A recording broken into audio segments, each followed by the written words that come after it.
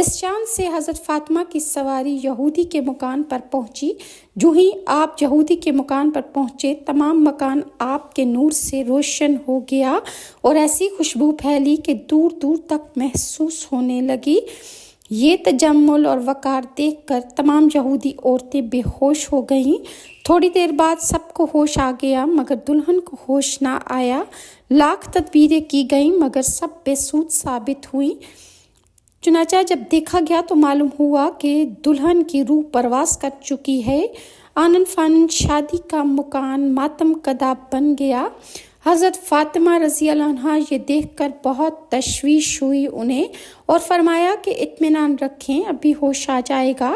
اس کے بعد حضرت فاطمہ نے 2 رکعت نماز پڑھ کر دعا کے لیے ہاتھ بلند کیے اور کہا کہ میرے اللہ، میں بنت رسول صلی اللہ علیہ وآلہ وسلم فاطمہ الزہرا ہوں۔